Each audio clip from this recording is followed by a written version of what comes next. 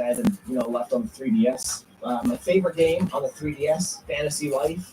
I think this went under a lot of people's radars. It's just a wildly addictive little RPG sim game. Of course, Fire Emblem Awakening, the game that awoken the audience in the West. Fire Emblem Echoes continued what Awakening started, a little bit on the easier side compared to the earlier games. And Fire Emblem Fates, the Collector's Edition, the only way to get all 3 parts of the game. I think all 3 parts are on the 2 cartridges. There's a 1. You still have to download the thing. You still have to download the 3rd one, which is kind of lame, but it was the cheapest way to get all 3 parts, and we were going to get all 3 parts. So Harvest Moon, Kid Icarus, a homemade case for Kirby Planet Robobot. This is what happens when you order from EB Games and GameStop online, and they send you a cartridge only or like a completely busted up case. You do your best and you make it fit in. Kirby Triple Deluxe is another one of my favorite games on the 3DS. Excellent little Kirby game. You got this nice big box of Legend of Legacy. There's the Ocarina of Time 3DS, Majora's Mask 3DS, A Link Between Worlds, top 5, top 6 Legend of Zelda games. I don't really know where I'd rank it, but it's really high up there. The first sequel to Luigi's Mansion, Lord of Magna, Made in Heaven.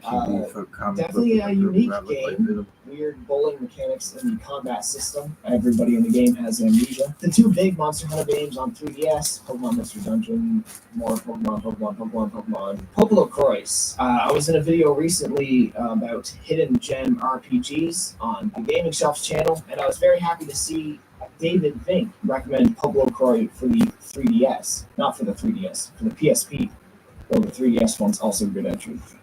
The Mega Man Legacy Collection. Of course, I had to get this one. Mega Man 2 is my favorite game. It comes with a cool little Mega Man gold amiibo. What's fun about these amiibos is sometimes you see thumbprints in the gold painting. Senran Kagura Deep Crimson, the Double D edition. This was a little rare and uncommon for a while, but BGP recently put out a new printing of it. My introduction to the SMT series, Shin Megami Tensei Devil Summoner Soul Hackers, is a bit of a mouthful. I've been told this isn't the best introduction to the series, but it is what it is. That's where I started. Spirit Camera, kind of a spin-off of Fatal Frame. Stellar Blow, one of the best games on the system. Cliche to high heaven, but goddamn, it's just a pretty game with really good music. Ever Oasis, really uncommon title. I think it's probably going to be regarded very highly in the future, but I will say the game was like on eBay. Kind of average at best. I think I expected a little more than what I got. Story Season, Super Smash Bros., Theater Rhythm, Final Fantasy, Fantastic Rhythm Games, Final Fantasy Curtain Call, and Yoshi's New Island, which people weren't too crazy about, but I do. It was okay. It was fine. Moving on to PSP, we have a pretty small library here. And we don't really have to look at them all. Most of these I've gotten a lot. But Blade Dancer, Fate Extra, we went out of our way to get. It's kind of a weird game. Not exactly the most fun thing in the universe. Final Fantasy 1 Remake, the Final Fantasy 2 Remake, Final Fantasy 4 Complete Collection Remake. I'm playing this on a Steam Deck right now. Final Fantasy Tactics, The War of the Lions, which is kind of a remake of the original Final Fantasy Tactics, completely retranslated. Great place to play the game. I guess we paid $1.50 for it. Any Katamari game is welcome on the handheld. Phantasy Star Portable. I have not played this one yet. This was recently donated to me by a neighbor. As to was Star Ocean First Departure, which I'm really looking forward to. I've actually never played the original Star Ocean games. Retro City Rampage DX. This is just a case with a really weird history. I'm not going to go over it here. It will take a while, but feel free to look into it. And Mana Khemia Student Alliance, which was a pretty butchered PSP game, also donated by my neighbor, but that's actually not what's in the case. Inside is E7, which is a considerably better game. Now I just need a case for it. Onto the PS Vita. I've covered a lot of these games in the past, so Root Letter, Blast Blue, Chrono Phantasma, Child of Light, Criminal Girls 2 is down here. Conception 2, Disgaea, Drive Girls. I actually have 2 copies of this game. I recommend everybody have 0 copies of it.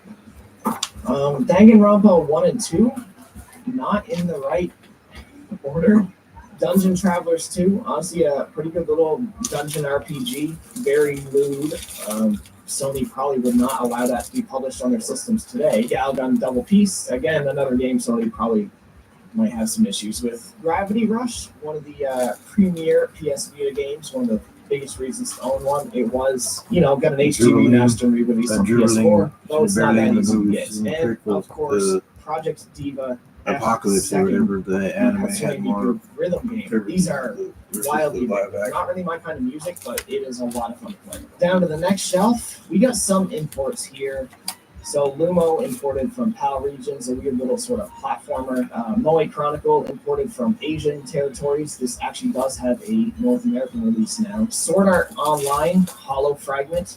This also got a North American release later under the name of Hollow Realization, I believe. Tales of Hearts are exclusive to the PS Vita in North America. There was a Tales of Hearts on DS with some really funky looking, interesting graphics. Tearaway, one of the games that uses the PS Vita's technology to the best effect. Thomas Was Alone, a very minimalistic sort of puzzle platformer.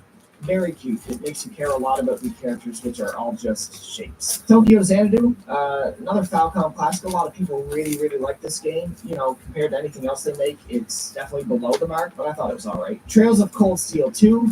We got Trails of Cold Steel 1 in a bigger box on the top shelves over there. There's the second part of the, did I call them the Nonary games earlier?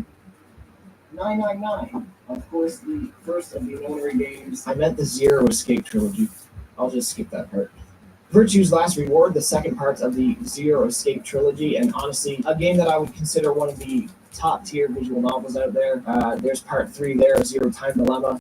I would not consider this top tier visual novel. It's still a cool game. It's got a lot of cool ideas, but it's definitely the weakest of the trilogy by a country mile. Right here, we got the Danganronpa spin-off, Ultra Despair Girls, a weird sort of third-person shooter. The Deathmark Limited Edition. I honestly think the Vita is the best place for this game. Dengeki Bunko Fighting Climax.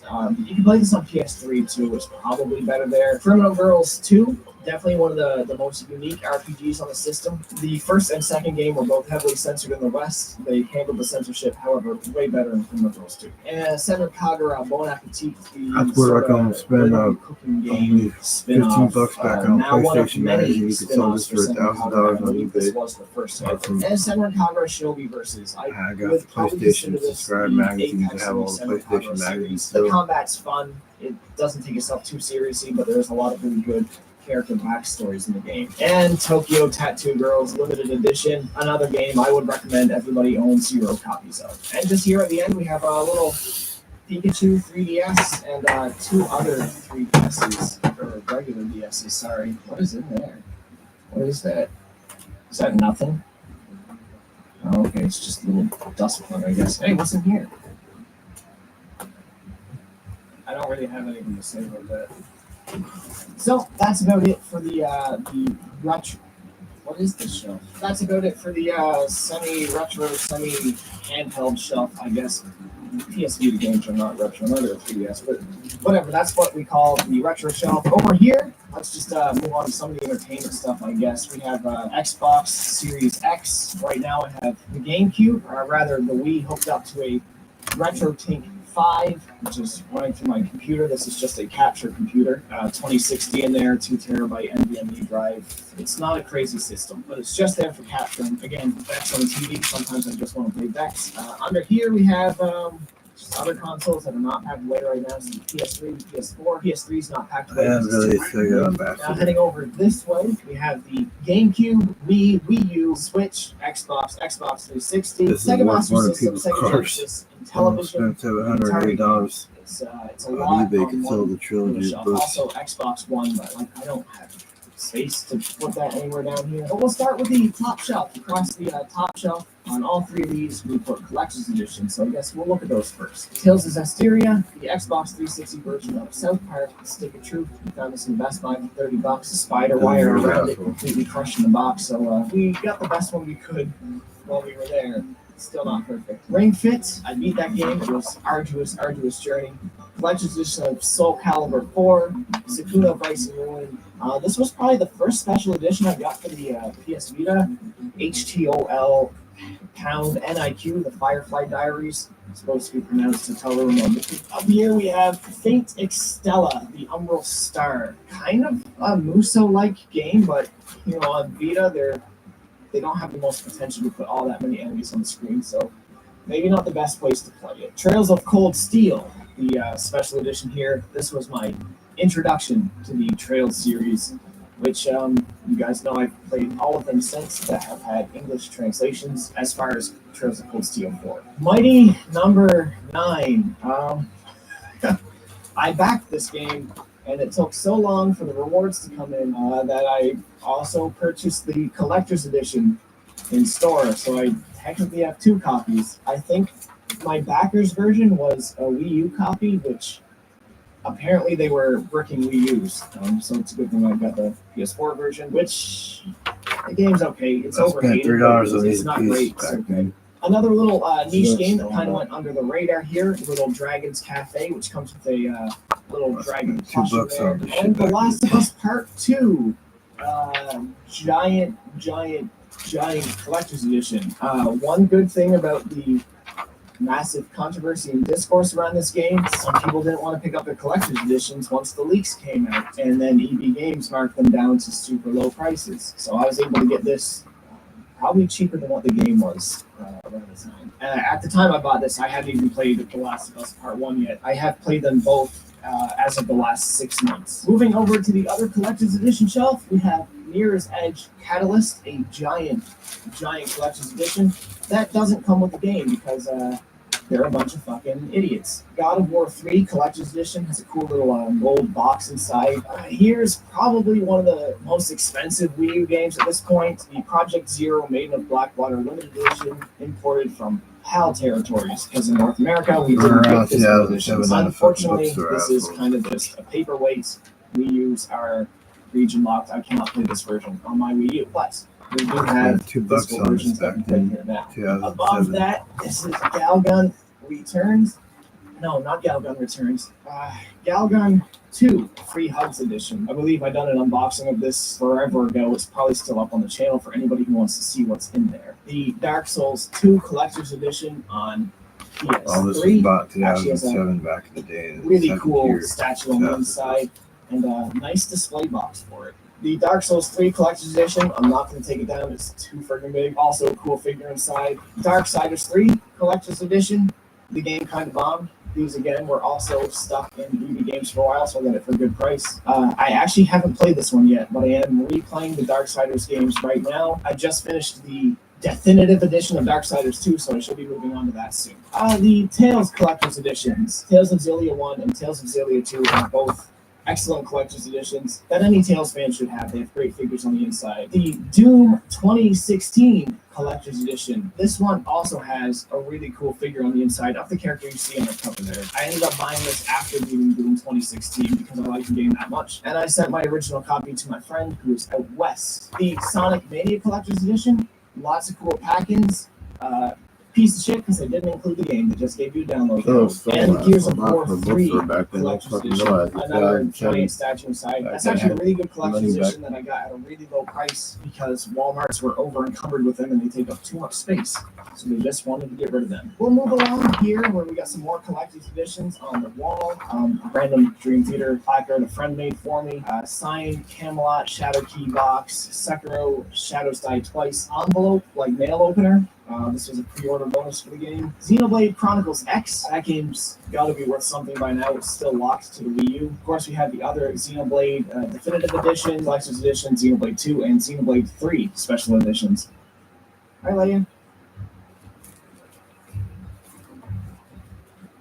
You good?